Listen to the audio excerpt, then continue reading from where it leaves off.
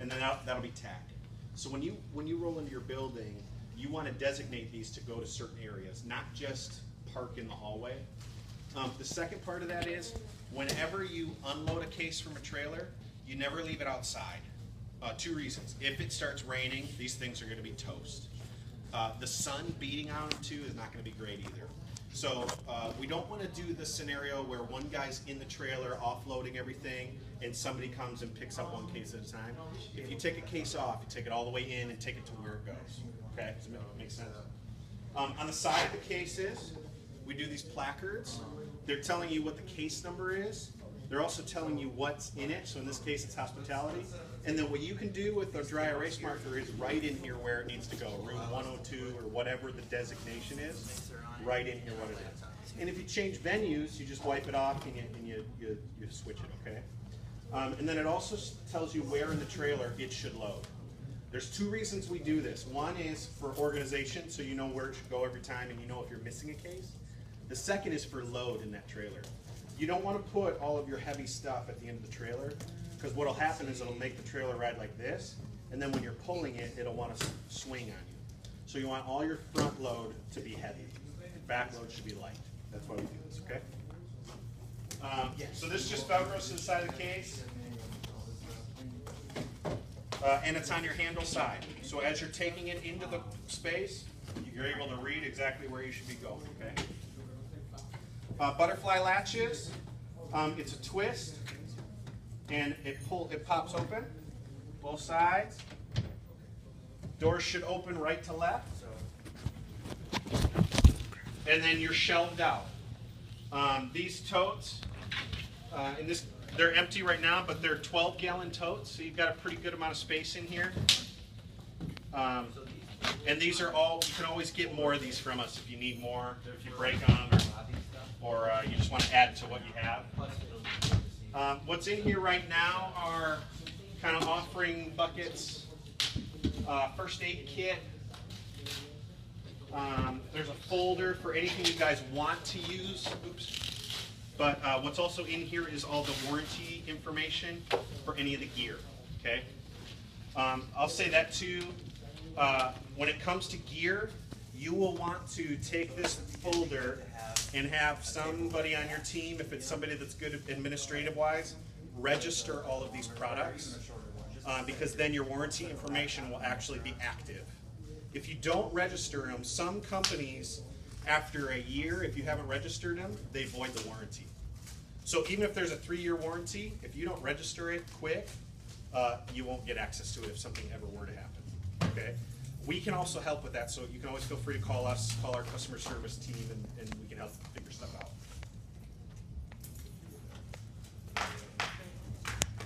Up top here, you've got a bin with your table covers. These are for the round tables.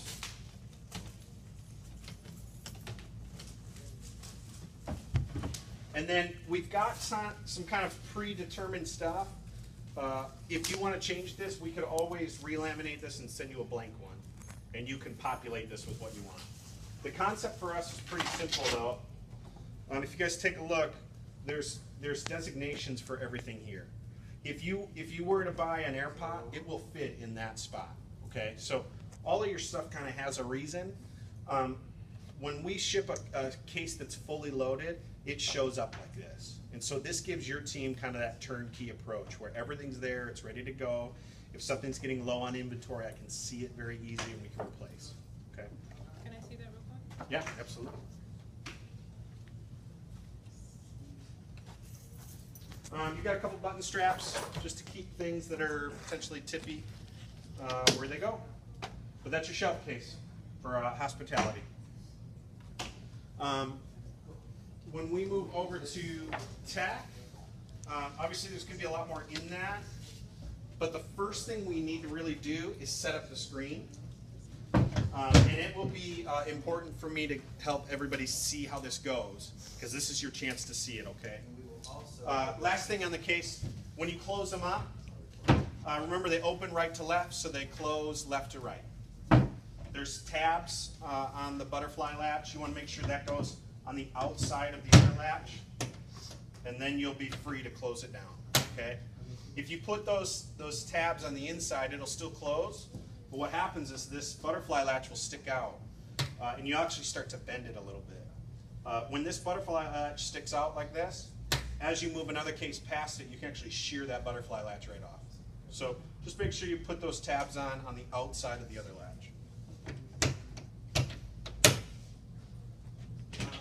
This one out of the way.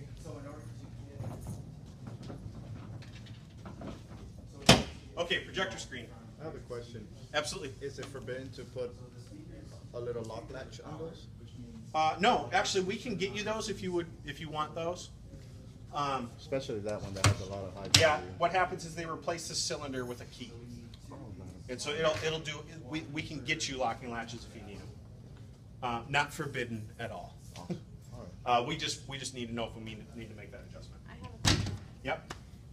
My big concern is because I realize that this is something that's not weatherproofed, and we're gonna be out on the island, so we're gonna be probably doing a lot of church in a box on the beach, and Sure. weather is very unpredictable, it's Sure. raining a lot. Sure. Is there a way that we can weatherproof this? Like, we're gonna probably be caught in rain, probably just trying to get these on, get these off, trying to avoid the beach. What you and could have do, the so water. we do this material, right? Uh-huh.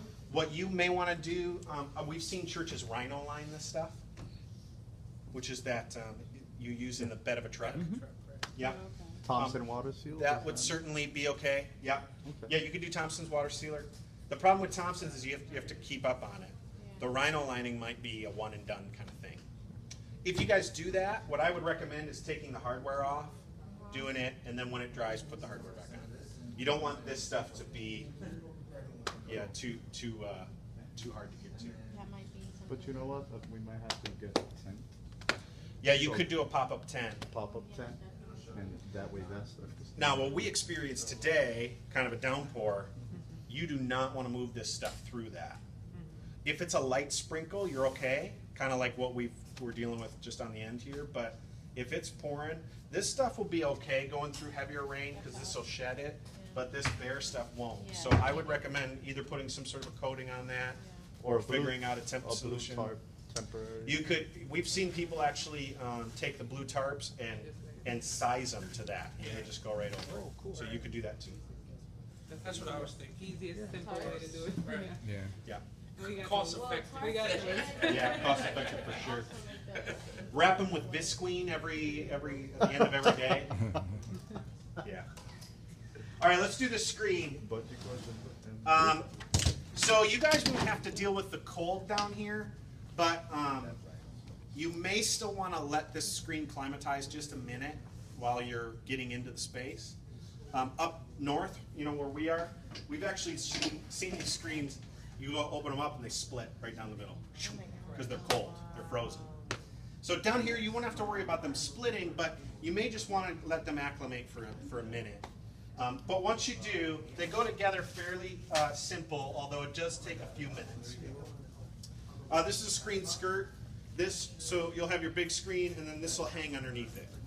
So the one thing to look at here is the bottom of your screen is probably about here Wow. when you're setting it up. So it's nice and tall.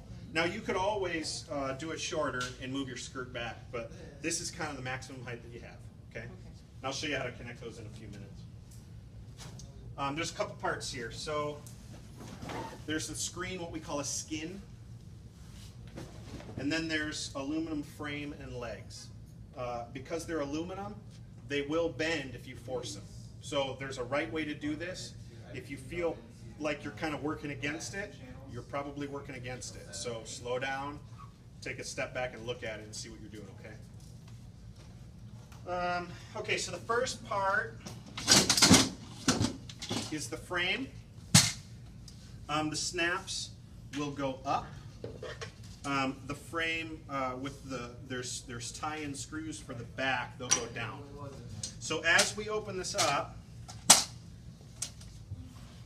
you'll hear stuff kind of snap into place.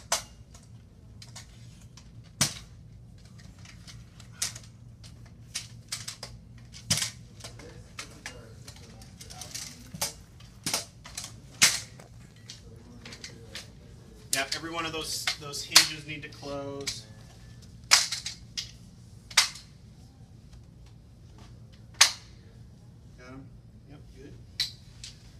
spin this way, and we can lay that down.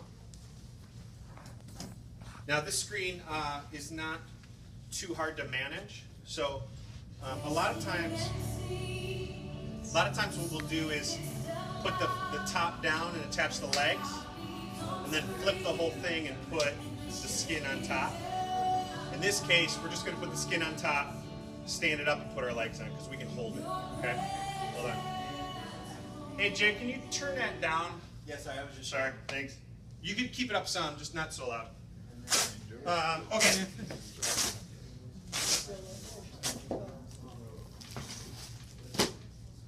You'll never need this visqueen material again, or the paper liner. So we're just going to lose that.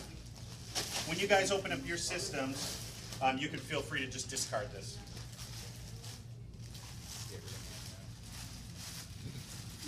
Snaps, they're slightly reinforced in the webbing of it, and when you get the label, that part should go down. Okay, that's the bottom of the screen. So if you would take that, we're just going to pull this paper off. Yeah. Wow. And that's your screen. This is, nope, you're good, you're good. Yep, you're good. This material is made to stretch a little bit, and it will stretch less over time, meaning it will stretch out as you use it more. This first time, it's going to be pretty tight. So over time, as it kind of frees up, you'll be in a lot better position for snapping everything. But that's it. You place it over your... I thought that part was... Down. That is down, yeah? No, I thought you said that the red button was done yet. That's what I thought. Oh, no, you're good there. Here's my recommendation. So there's snaps. There are snaps all the way around, right? Don't put your corner snap on first, because what happens is you put all the tension of everything else on that one corner. So you do your adjacent snaps.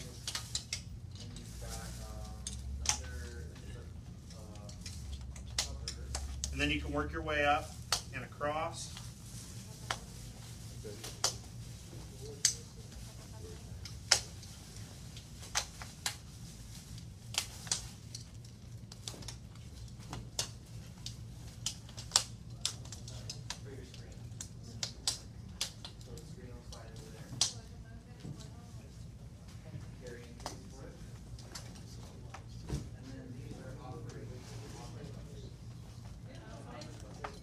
Good job, guys. Yep, good.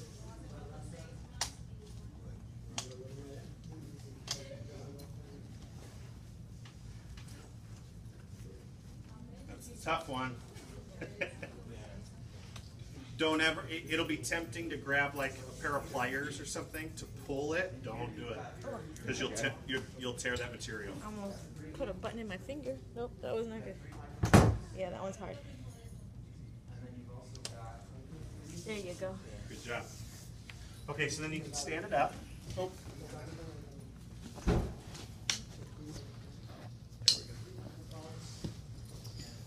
And if you have like this floor is pretty clean. Sometimes if you're on a, I don't know your locations, but if you're on a tile floor or a vinyl floor or even a wood floor, it can really attract dust and stuff when you lay this down. With the carpet will attract the dust more than this will. So in this situation, like we're on carpet, I'm okay putting this on its face. And then we just want to come out this way farther. Yep, set it right there. What you don't want to do is once it's down, move it, because that's where you'll get scratches and stuff. Okay. So the next part is the legs. They're labeled stage right and stage left. Quick little rundown on stage naming. When you're on the stage looking out at the congregation, that is called stage position. When you're out in the congregation looking at the stage, that's called house. So when it says stage right, it means when you're on the stage looking out at the people, stage right is here, stage left is here. It's opposite in the house, okay? They also, we'll see if they line up